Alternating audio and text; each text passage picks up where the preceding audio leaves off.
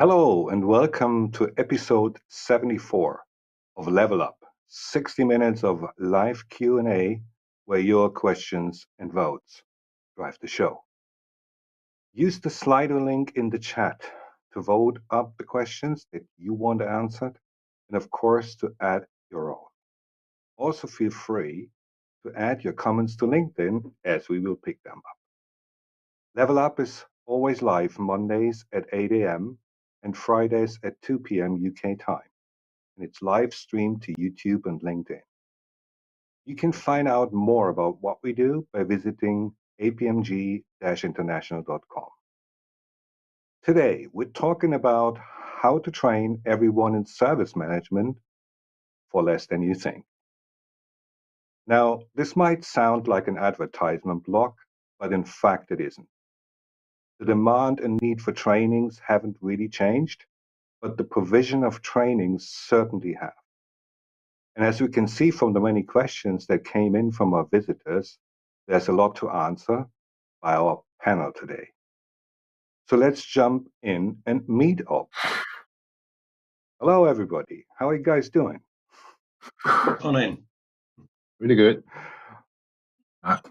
So we have here, I just want to introduce our panel here. They all have been on this show with us before, which is great.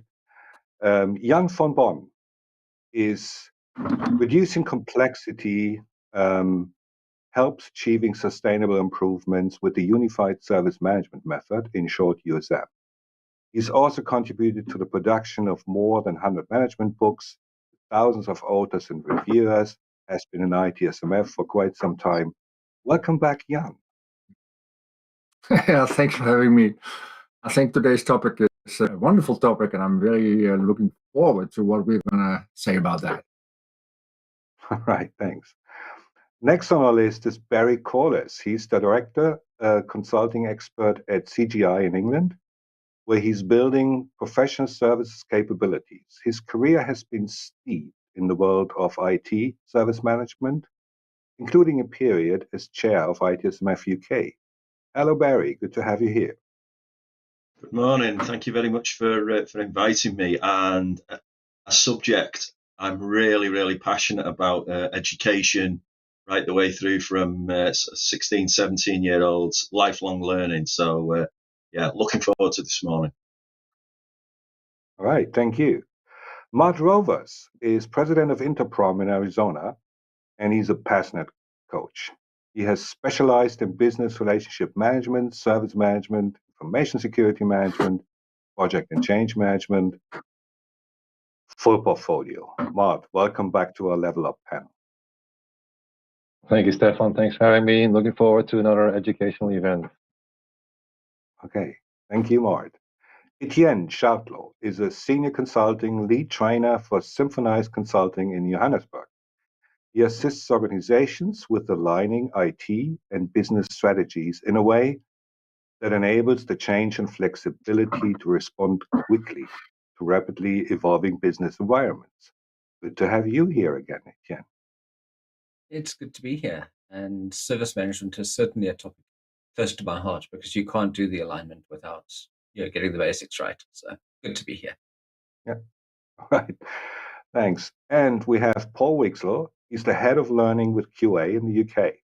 He has been around the industry for many years and has been involved in the production of materials, examinations, and course delivery for more than 20 years. Welcome, Paul.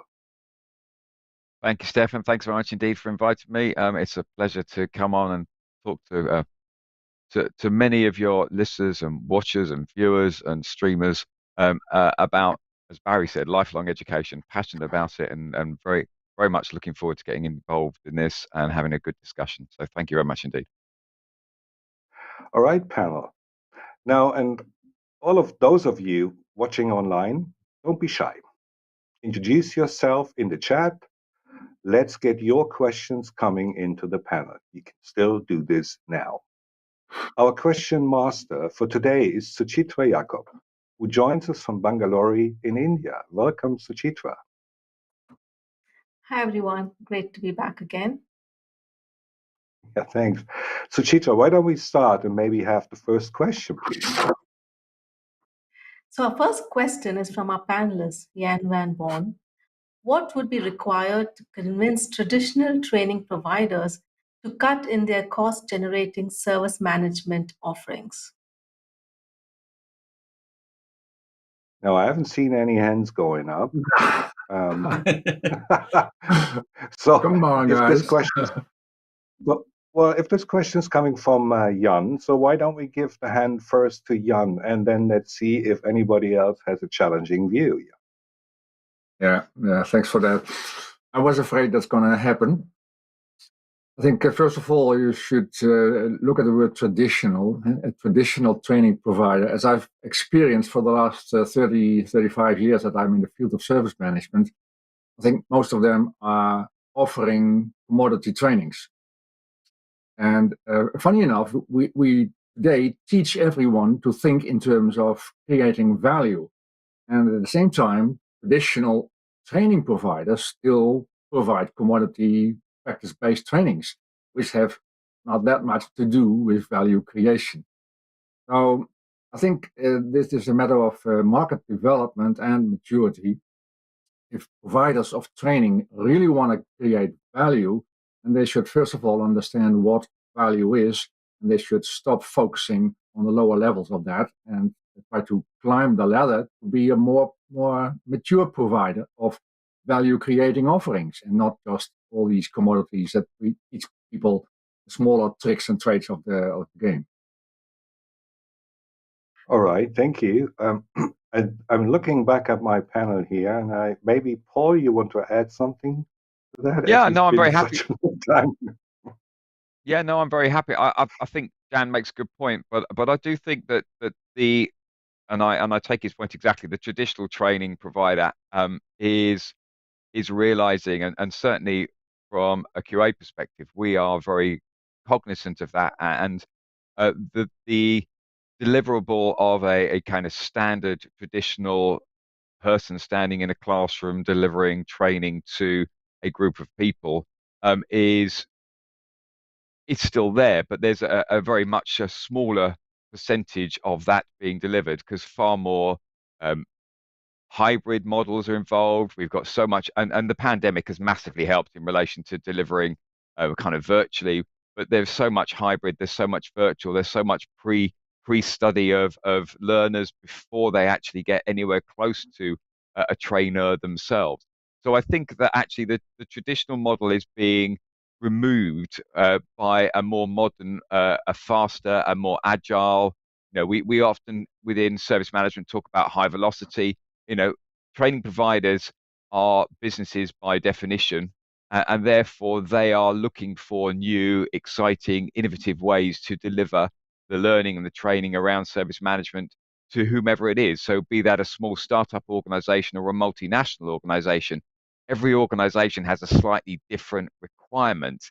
And as such, the training providers have to have the resilience, they have to have the agility to be able to flex and move and deliver training that the providers want. So I'm not convinced that the kind of traditional method of training that people think is there is the norm now. I think as we burrow into and look for and have more customers that come asking for service management training, that actually their requirements are so varied, and therefore the deliverable is so varied to meet that requirement. So I think we're moving away from what might be perceived as the traditional approach. All right, thank you, Paul. And I just saw that Barry wants to add something. Yeah, sure. I agree with Paul to a large extent there. I would go further that there is still a place, of course, for the traditional heritage even method of training with somebody stood at the front of the classroom. I think a lot of it is down to rather than looking at sort of service management providers lowering their lowering their margins, which really would be the only way for them to cut costs based on there's always their margin on top of base costs of exams and courseware and the people training it and so on and so forth. That the important thing, I think, is to train organizations and to educate organizations that actually require the training in what's actually available. As I suspect many of the purchasers out there sort of look at it and still in their heads are thinking it's either e-learning or it's classroom-based training. And I mean, Paul's there mentioned hybrid, which I think is is very, very important, and I'm sure hybrid will come up in the next hour. And I would kind of synthesize all that together in if you want to convince traditional training providers to cut their costs, well, actually listen to the next hour because there's going to be so much in here that's going to give you ideas. A lot of it you might reject and think, oh well, we would never do that, but there might just be that one rough diamond that comes in around about 35 minutes and you think, wow, that's the answer to all of my issues. Thanks, Barry. And that's why I think we should move forward now. And I would love to have Suchitra just bring up the next question. Question from Henry Orton. Do we need IT service management trainings when we are using more and more DevOps? All right. So Etienne first and then Jan. Yes, so I'm a huge fan of DevOps, and I love the thinking behind DevOps and and that DevOps way of delivering. Having said that, there's a lot of people who believe that DevOps and traditional IT service management are at loggerheads and they cannot work nicely together. My view is the opposite of that. And I say, well, you can't do the DevOps if you don't have the basics right. DevOps is really about doing all of those basics and making sure that you've got that stuff happening just in minute detail, happening all of the time rather than happening at stages.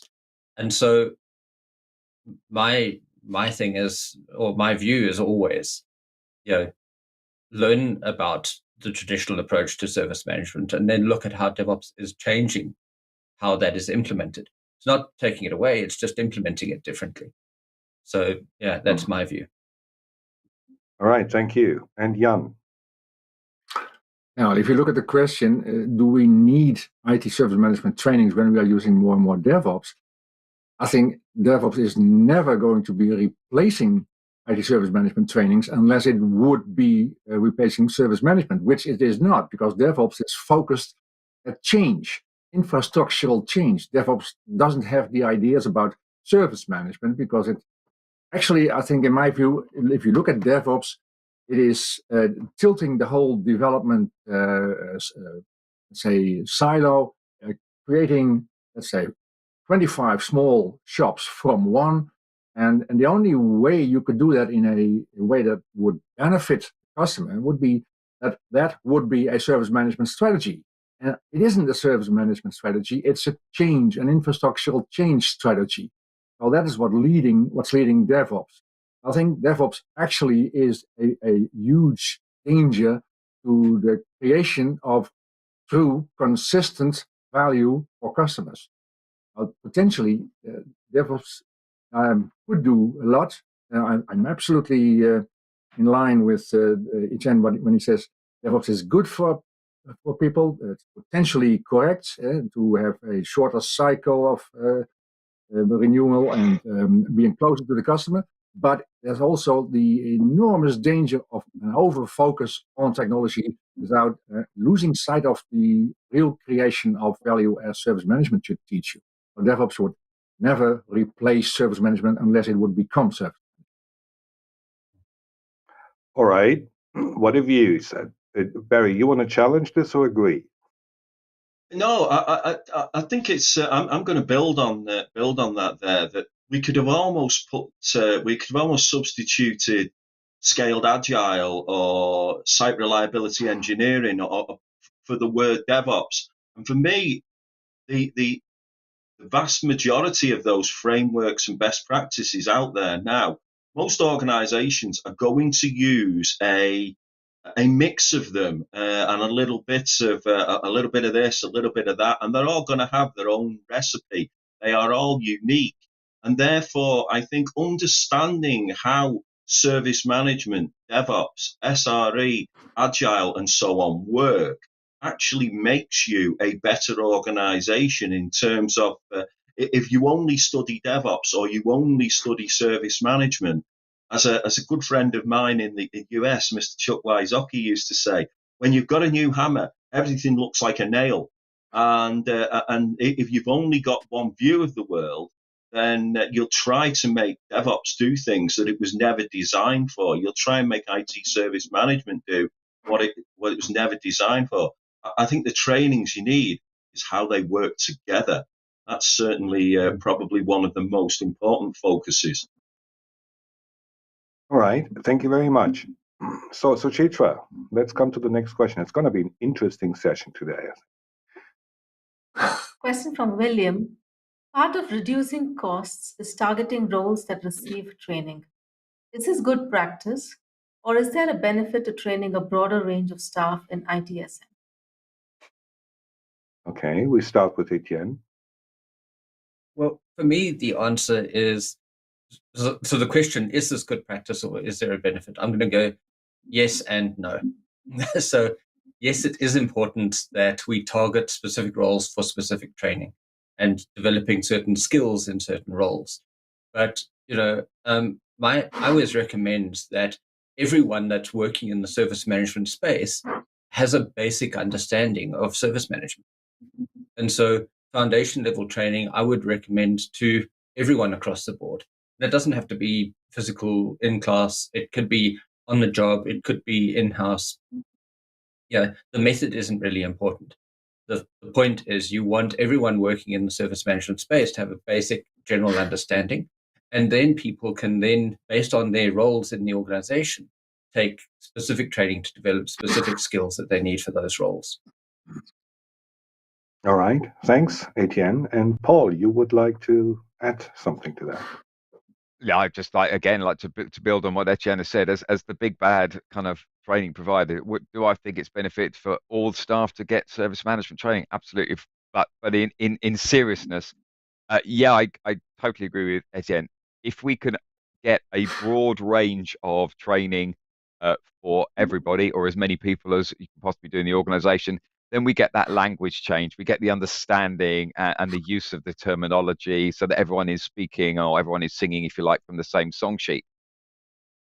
But I would also say, going back to my earlier point about understanding the requirement from a point of targeting the roles, again, picking again what Barry was saying as well, I think as an organization that you potentially need to look at your requirement and say, well, what is it that we actually need?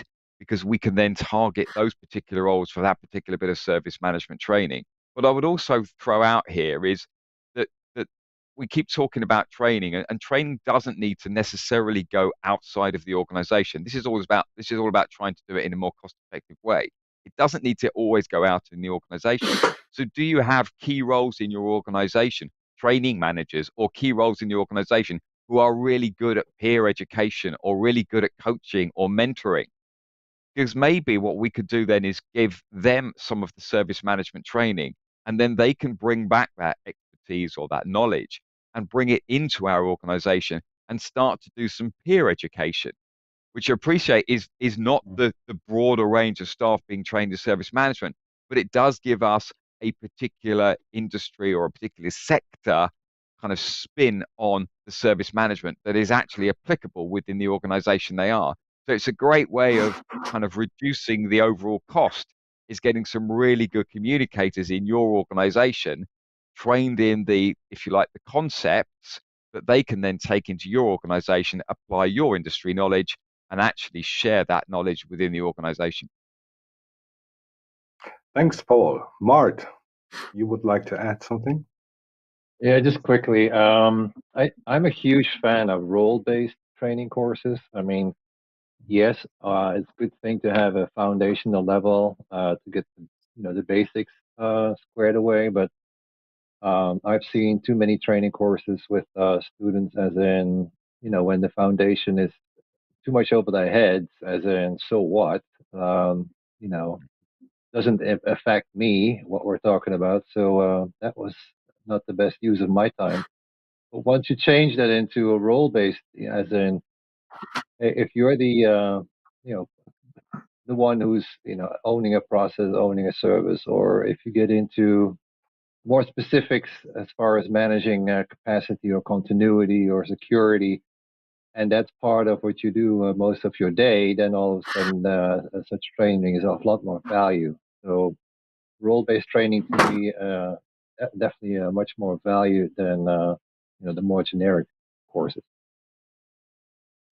Thanks, Mart. Now, as the audience has now probably as an audience, you have now got an idea about the bright minds that we have on this panel here. Yeah, so you see there's coming in some statements from social media. Just raise other questions. We have a lot, but you can vote up questions. You can raise questions right now. We bring them live up here on that panel. Now that you know what these panelists are capable of doing and giving all the insights of their professional careers. Let's move on to the next question. Suchitra, please. Question from Ian Curtis. We have roles aligned to SFIA in our organization. Does that make a difference to what you might do? All right, SFIA, Paul, start first with. Excuse me. I think. No, okay, sorry. I saw. I can, but I think Barry put his hand up, but that's absolutely fine. I'll be very brief, Barry, and then you can pick it up because I'm sure you're itching to go with this one. Yeah, absolutely. I mean, I think going back to what I was previously saying is that having targeted areas, targeted roles. I mean, to have SFIA within your organisation, hats off to you, fantastic, good effort. Does it make a difference to what you might do? Yes, I think it does, because I think you therefore have a greater clarity on being able to identify specific training for the roles you have within the organisation and the cross-fertilization of those skills utilizing the SFIA framework. But I'll stop at that point. Barry, all yours, sir. Apologies again, Barry. Now stage's yours. Not a problem. I think I would echo the point that Paul has just made about being able to target your training in organisations. Now, there's a lot. I understand now a lot of the organisations in the training space will align their courses to the different SFIA levels in your organisation. So that makes things a lot easier for you if you're able to if you're able to do that. I think probably the other real benefit in having SFIA in your organisation is certainly in the latest iteration of SFIA 8 and 9's in the pipeline. But certainly in SFIA 8, they've looked more broadly at creating the idea of T-shaped individuals. And if you kind of don't know what they are, then T-shaped individual in your organisation is one with the downstroke of the T being a depth of expertise in a particular area that might be service management, but the horizontal bar of the T being a lot of other areas that service management people should be cognizant of and have some sort of level of education in, that will make them better communicators within their organization. And we've mentioned a few already this morning. We've mentioned DevOps. We can talk about cloud. We can talk about site reliability engineering. We can talk about agile. We can talk about scaled agile. So certainly SFIA's view of where the individual needs to go and the skills they need is a massive way of helping and measuring where your people actually are against a skill set that they need. Thanks, Barry. And Jan. Well, I think SFIA can definitely be of some help for organizations in terms of providing inspiration. But if any of the panel members can show me where the service management components of SFIA are, then I would be grateful. All right. I think that was too short of a notice. to the panel. We keep that and just move on to the next question, please. Question from John. Outside of offering training, are there other ways we can encourage our staff to stay up to date in the field and continue their learning? All right. So we have Etienne and then next Barry. I like the idea of, and Barry, I'm obviously going to jump the gun here and say, well, join things like the ITSMF and join chapters in different areas of, for different subjects and different areas of expertise. So join those chapters, attend meetings, chat to other people, learn from other people's learnings, their mistakes, learn what they've done, learn what works. There's lots of forums and blogs and lots of places, podcasts that you can use to stay up to date with areas, not necessarily. We spoke, I can't remember who mentioned the T-shaped individual, but it allows you to kind of drill down into your area of expertise, but also chat to people that that work in other functions, other areas, and kind of develop that broad stroke across the top. So yeah, and yes, follow the Level Up series. Okay, thanks, Etienne and Barry. Yeah, I'd take it a stage further where there can be real value in doing all the things that Etienne said. ITSMF, I would obviously recommend to absolutely everybody, but whether it be LinkedIn forums, other social media forums, and so on, where the real value can come is where you're in an area where there isn't much commercial training. Now, you take something like IT service continuity. From a commercial perspective, it doesn't make much sense for IT service continuity to be an offering for particularly the larger training organizations, because I'll be frank, there's just no money in it to do something that niche. So if you want niche training, if you want to get down and dirty with a particular area of expertise, capacity, availability, and so on, then the forums are very often a great way of actually getting into those areas, finding out who your peer group is in that area, and starting up conversations with them. The chances are you'll probably learn far more talking to them. And as an ex-trainer, this pains me to say it, but you'll get far more talking to them than you will do from the mainstream education that's out there. So it's all about that mix and getting that mix right.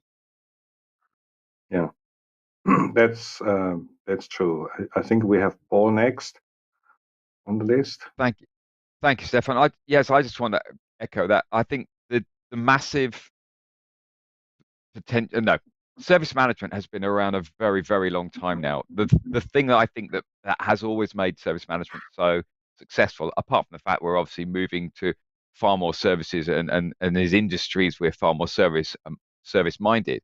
But the biggest thing about that is that actually it is a community that shares. Service management has worked because it's spread throughout the globe. It's spread throughout the globe because like-minded people want to talk about it and want to get involved. So I would say that encourage staff. How do you encourage staff to stay up to date? Exactly as Barry said, go out, meet other organizations. It doesn't matter whether you're meeting organizations at an IT service management forum or actually it's on a WhatsApp group. It doesn't matter whether it's local, whether it's regional, whether it's national. Just get involved. Look at some of the practice materials.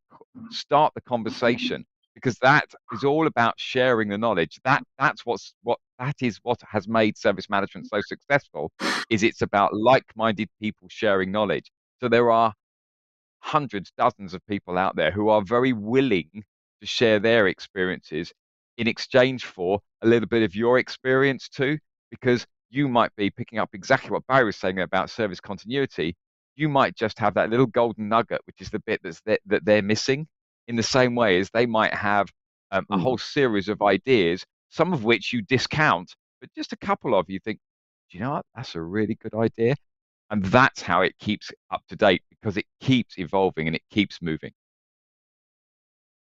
Thanks, Paul. And I think as I'm also quite engaged in the ITSMF community, I think a community is always a good sign, a good indicator that exists when it's about applying stuff.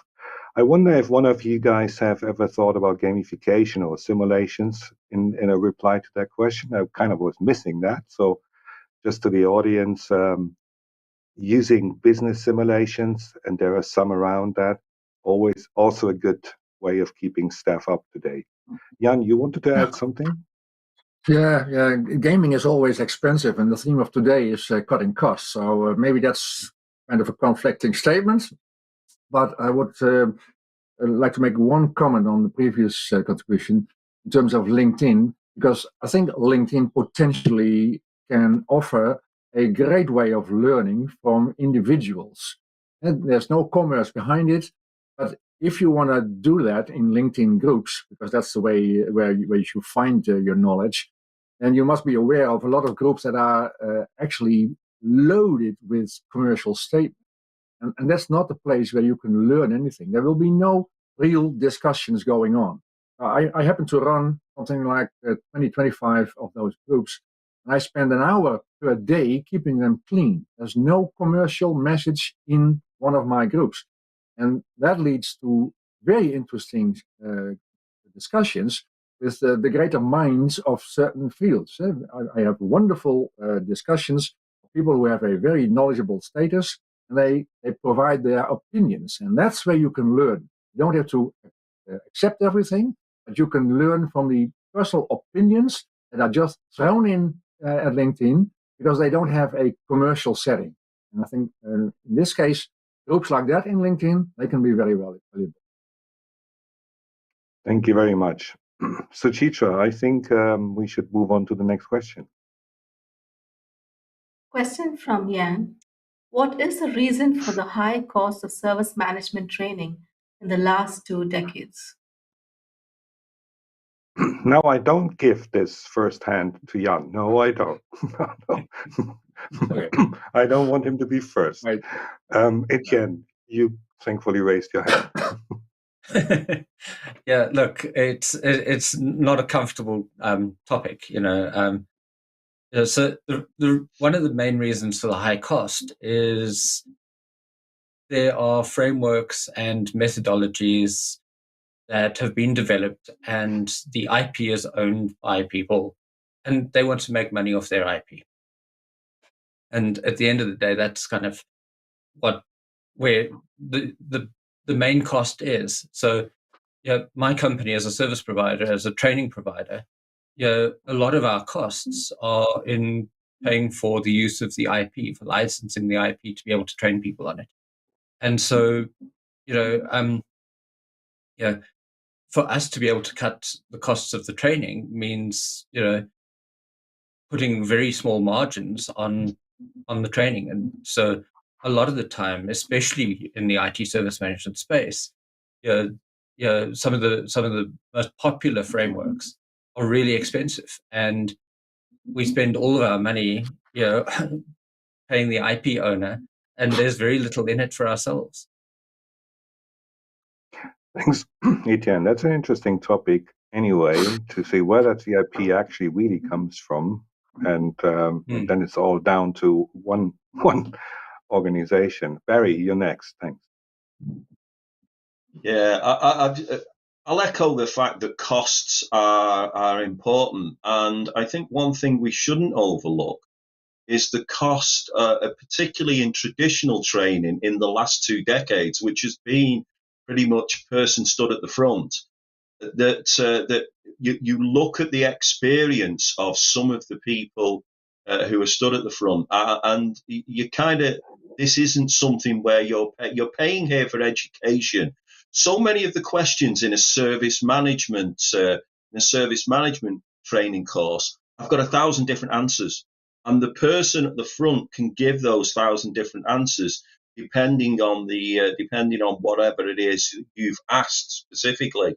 Whereas if you're stood perhaps at the front of a Microsoft training course, then if you press A, the same thing always happens. If you press B, the same thing always happens. It's complicated. Service management is complex, and you've paid to an element for the person stood at the front and for their expertise in being able to contextualize what it is they are delivering. And so that's kind of added to the cost. The final thing I would say on this, and I might well have lit the blue touch paper on the firework here, is that compare high cost to the value that you've got from the service management training. Would you still be asking that question? Mm-hmm. All right, thanks, Paul. I would like slightly to challenge the question a little bit. The question is, what's the reason for the high cost of service management training in the last 2 decades? And I would challenge that and say, I think you need to split training and certification. Because I think if you're talking about what's the reason for the high cost of certification, then everything Etienne says is about IPR, it's about ownership, and it's about working with other commercial examination providers. If you're talking about training, then kind of linking onto what Barry was saying, I think there are so many different ways you can purchase the training these days. We've talked about hybrid already, and I'm sure we'll talk about hybrid further in the next half hour or so. But in reality, if you're talking about even utilizing a traditional training model of somebody standing in front of a group of learners, well, if you're as an organization actually bring the trainer into your, whether you're doing it virtually or physically, bring it into your organization and run the training within your organization rather than take that individual from your organization and send them, inverted commas, because it could be virtual, on a training course, then the cost massively reduces. If you talk about actually getting somebody to deliver service management training to your group of individuals at work, then potentially you can take that cost and divide it by 12, 16, 20 seats or people sitting in front of you, and suddenly the cost is massively reduced. If you then say, well, actually, from our organization, certification is optional, or actually we don't even need the certification, then the training becomes even more cheap. Becomes even cheaper. So I kind of challenge the premise of the question and say, I don't think that service management training over the last 2 decades has been very high cost, because I think, picking what Barry said, look at the value you've got back. Look at how much service management learning you've then imparted and put into your organization. But as I say, take that, look at per seat, look at the certification, look at the progress, and actually I think you'll find that for many times it's actually works out to be pretty good value for money. Yeah, well, I think it's as long as you can split training and examination from each other. Paul, you might be right, but I would like to give the word to Jan van Bon, who actually raised the question. Yeah, well, I'm sorry, but I think I disagree with the previous comments, especially if you ask the question about cost, because cost is related to value. And in my opinion, the cost of service management training for the last 2 decades has been much too high compared to the value it delivered. Just look at where we spend all that money. If you, let's say there's something like 5 million people who did an ITIL training in the last 20 years. And that's 5 million times $1,200, it's $6 billion. And maybe 1,000 of them have done an additional training of 2,000, which adds up to, let's say, $8 billion. It's $1 billion market. If you have that figure as an annual turnover, it will get you to Forbes Global 2000. Now, it's a massive amount of money. And we've done it again and again and again. So it doesn't really help. In my opinion, the money, most of the money spent in the last 2 decades has not been spent well. We've focused on practices and teaching people the practices that have been described in all these ITIL versions. And I think teaching people practices is not going to teach them to think and solve their own problems. To do that, you need something that that enables them to create their own solutions. And that is where USM kicks in. The USM, the Unified Service Management approach to this, is methodological. It's a method, it's not practices. If you first learn to think about service management, what service management actually is, and I really think it's not complex. Service management actually is very simple, but we've been focusing on the complex nature of it. And complexity is simple. Complexity is a business model. And the result of that is that what you said before, we get small margins in trainings. And small margins means red oceans. So that's not where we want to stay. We want to create value in service management.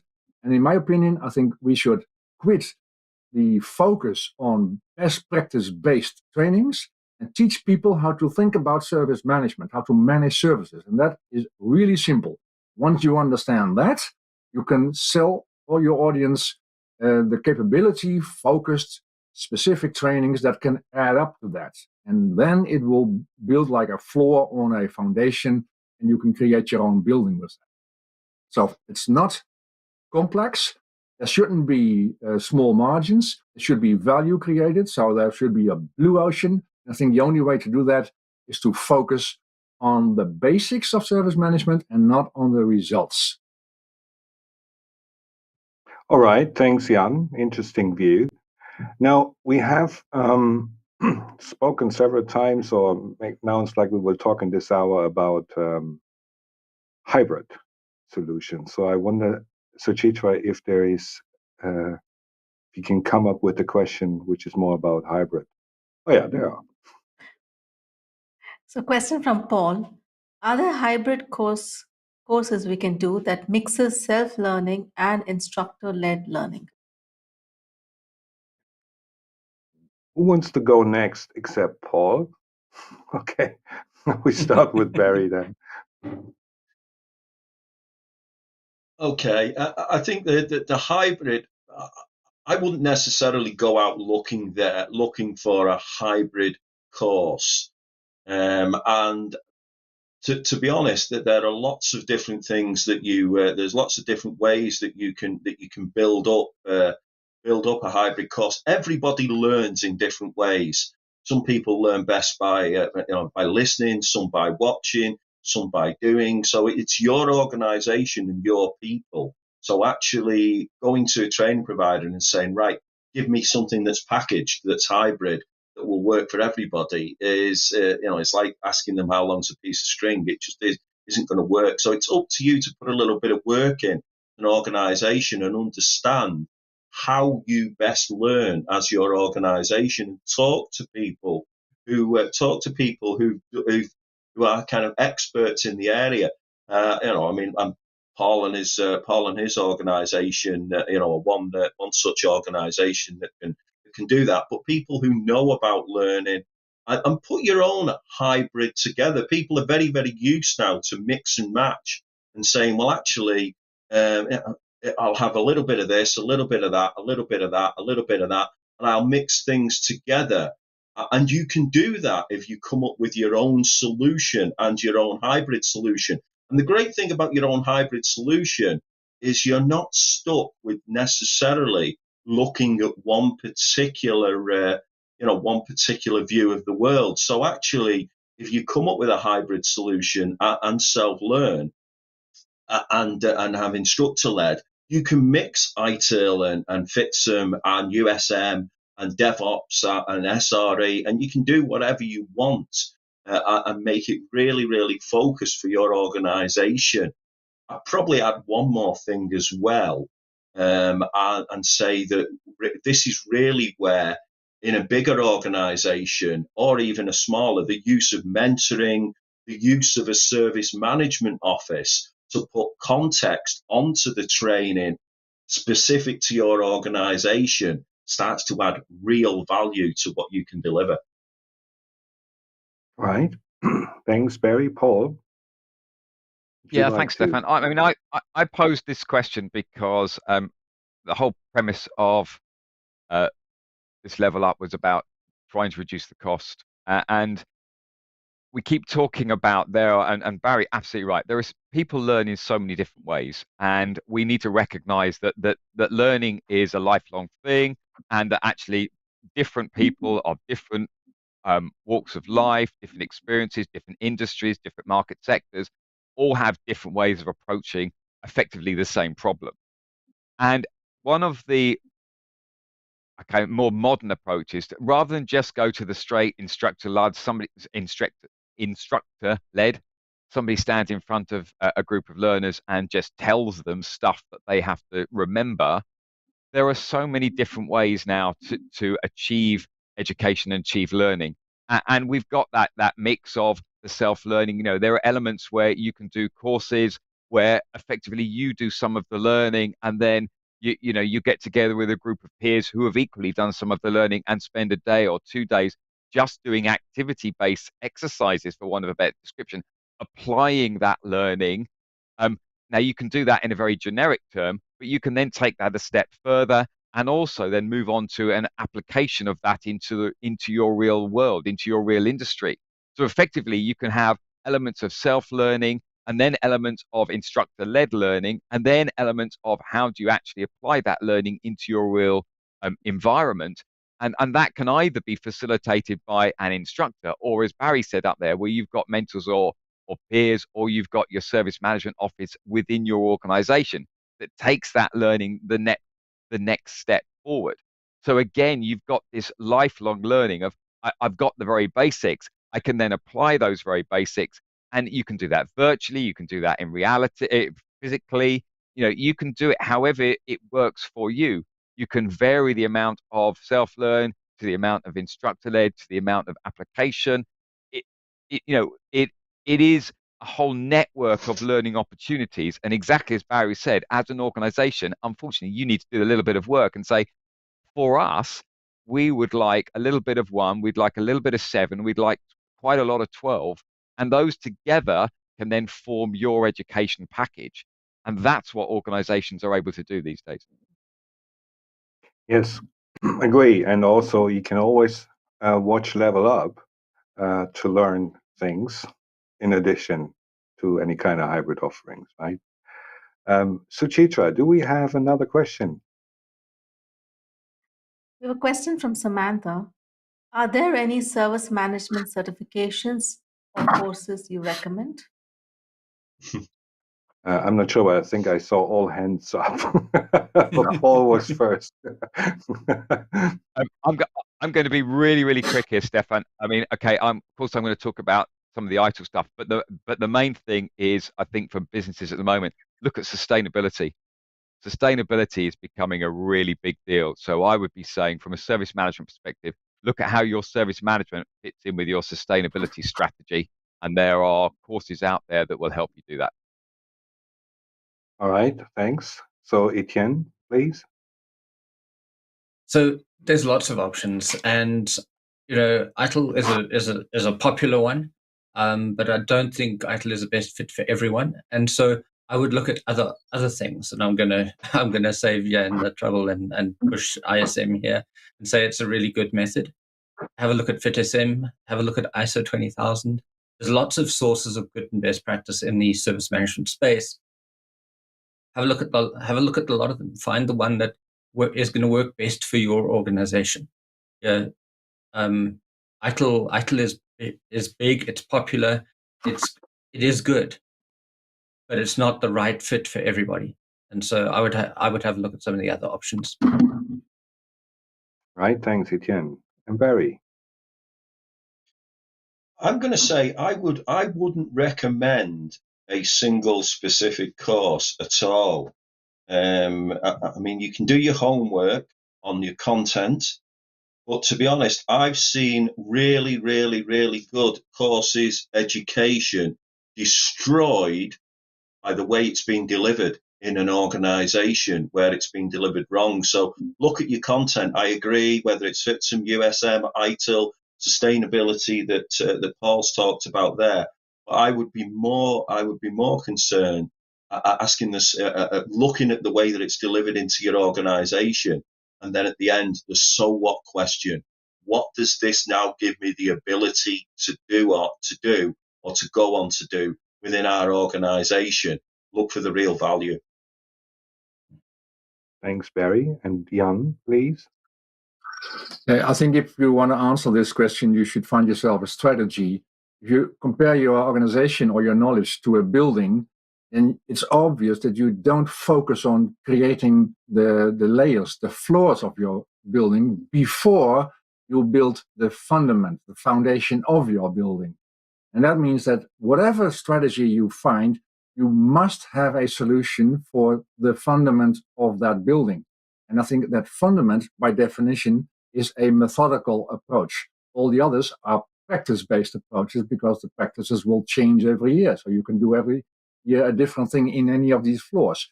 Your fundament will stay the same. So whatever you start with the fundament. Makes sense. Okay, Mart. Ditto what everybody else said, but I would add that the overemphasis on getting a certificate, it's time that we start shifting our mindsets, as in, okay, we'll get that certificate, we'll pass for that test, but let's not focus too much on that exam. Let's focus much more on what's in it for me as a participant. What can I do with all this information right after the class to start applying what I just learned? So look for a course provider that doesn't overemphasize on exams and exam passing guarantees and all these gimmicks. It doesn't, what is the true value that you get out of a class, and is this some provider that has been there, done that, basically, and can tell me what it will do for the organization, what it will do for the individual, so somebody can actually do something with all that information again right after the class. All right. Well, thank you all. I feel like we have way too many questions and not enough time to cover everything, but we covered a lot already, I think. Yeah. So first of all, everyone outside there who gave us all these excellent questions, thank you. I would like to invite the panel now for some closing remarks, and starting with Paul. Thank you, Stephan. I will be brief. Thank you. I work for a very large training organization, so I'm always going to be in favor of training. I would say, how do you reduce the cost of your training? Form a relationship with your account managers in your training organization. Everyone's going to have a training organization that they particularly like to work with. We're all human beings, and it's all built upon relationships, and service management itself is built upon relationships. So find a training organization you like, find and build on that relationship, and then do as Barry was saying earlier in this presentation. Think about what it is that you need. Don't just jump and say, okay, let's get all of these certifications. Find something that works for you. Find it, what is your requirement, and then go and speak with your account manager, speak with your representatives, and find a way of learning a certification course or an education course that delivers the value that you want. Picking up exactly what Mart was saying, it's all about value. You've got to feel it's giving you the value. And if it's giving you the value, then it's going to be cost effective. Right. Thanks, Paul. Closing remarks, Etienne, please. Yeah, for me, I think we need to start with understanding why we want training in the first place. And once you've gotten your head around why you want the training, then you can go out and look for training solutions that meet your needs, and they don't have to cost the earth. And I think as training providers, and I am a training provider, I think we do need to start looking at what the market really wants. But I think we also need to be careful, because I think it was Henry Ford, when he was asked about the development of the motor car, he said, if I asked my customers what they wanted, they'd have said a faster horse. I may have misquoted him, but the problem is our customers don't always, they don't really know what we are capable of offering. And I think we need to, as training providers, get ahead of the game and say, well, actually, you know what? Let's switch things up. Let's change things. Let's change this game. Thanks, Etienne. Mart, please. Just quickly, yeah, be open-minded when you start looking for service management training. Don't just go to the default solutions, since there's so much more out there these days, most likely with a lot more value for your specific need. So be open-minded. Thanks, Mart. And Barry. Yeah, I like that Etienne was quoting Henry Ford there. I'm going to quote Rudyard Kipling and the line from a poem. I keep 6 honest serving men. They taught me all I knew. The names are what and why and when and how and where and who. And to be honest, that's really what this is about, and keeping your managing to train people for less in your organization, with a massive emphasis, 72 point and everything else in 16 on the word why, because that's where you're going to get all the real value from. All right, thank you. And Jan, please.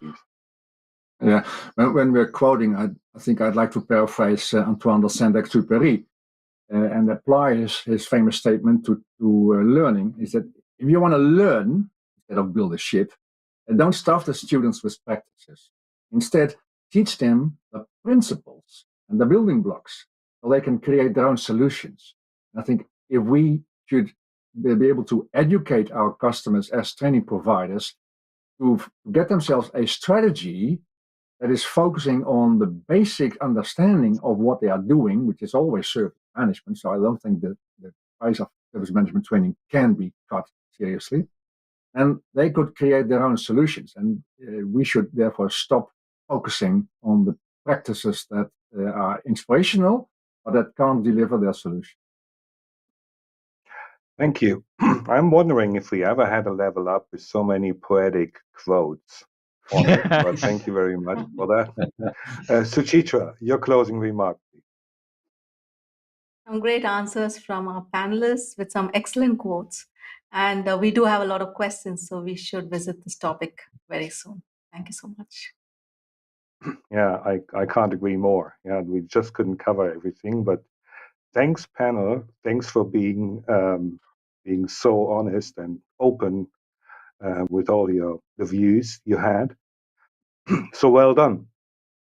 On our website, you can now search and view more than 1,000 answers. We really have more than 1,000 answers or questions on apmginternational.com/level up. It's an amazing free resource to connect you with over 100 experts from around the world. And you can also listen to the audio versions of the show on your preferred podcast platform. Level Up is approaching a very short break, but we will return on the 8th of July with the topic how to become a project manager. Please subscribe to the show if you like this. We will send you a personal summary of what's coming up, how you can join us here on the panel and level up your career with APMG. Thanks, everyone. See you soon.